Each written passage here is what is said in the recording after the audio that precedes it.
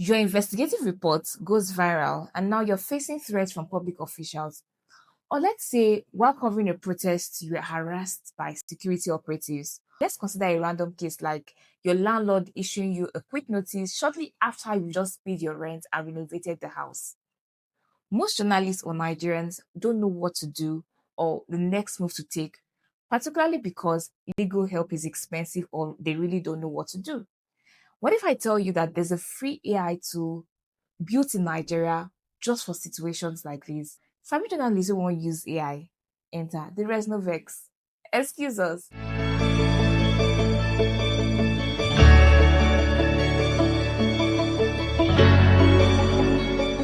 This AI tool is called Produce AI. Produce AI is a free AI legal assistant created by Citizens Gavel, a civil tech group using technology to expand access to justice in Nigeria.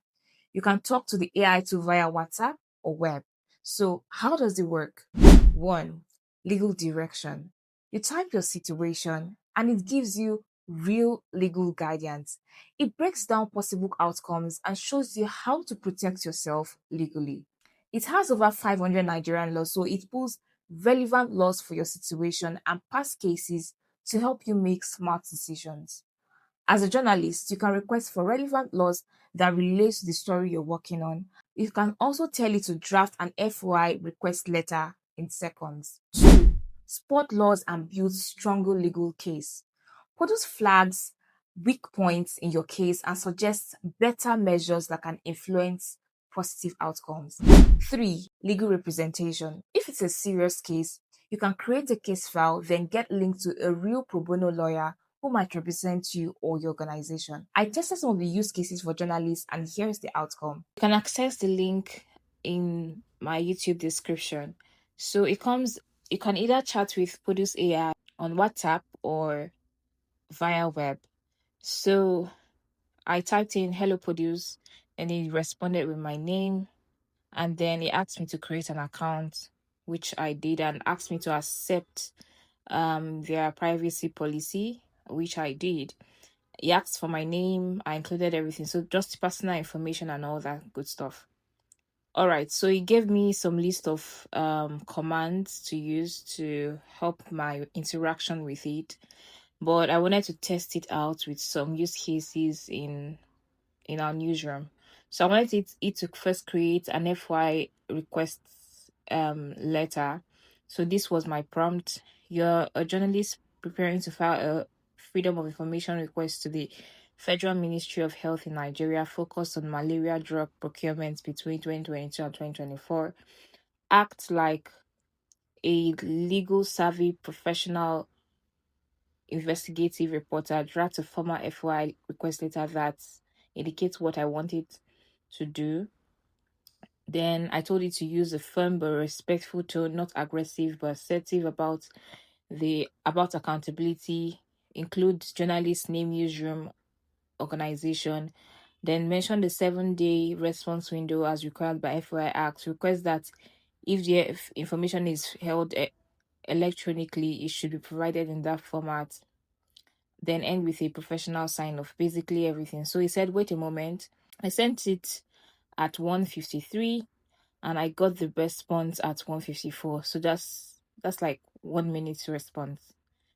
So it included my name, my organization. I would have to input all of that stuff.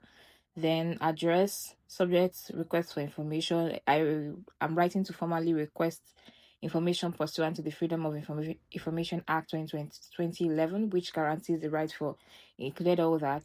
Then my request, specifically I request detailed information on the following matters relating to, give with all that, and then continued in accordance with the section what I said it should do, to cite the relevant law that states the duration in which you are supposed to respond, and then all that good stuff. So it even gave me like their email address, the email address and phone number. I don't know if this is true anyways though, but yeah. So the next use case was, I'm a journalist. I was recently harassed by security operatives while covering a protest.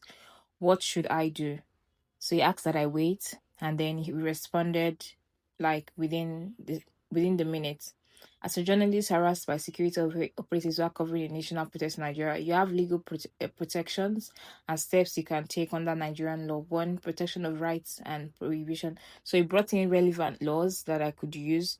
So under this act, under this section one of this particular act, the government has a duty to ensure that the rights of all blah blah. So you could use this, for instance, say if you are doing a story on journalists who have been attacked or harassed by security operatives, these are relevant laws that you can cite in your story. Then the second law would be the regulation of the broadcasting and media operations. That's the NBC regulates ethical standards, mandates regulation of broadcasting media, and ensuring that media practitioners operate within a protected framework. So they said you can lodge a complaint with NBC because I asked you what should I do, and then it says also legal recourse and reporting. You may consider reporting the harassment to the police or human rights organization. It's contained in the section 21 of the Matrimonial Causes Act. So it cites relevant cause laws that is in relation to the situation I find myself in.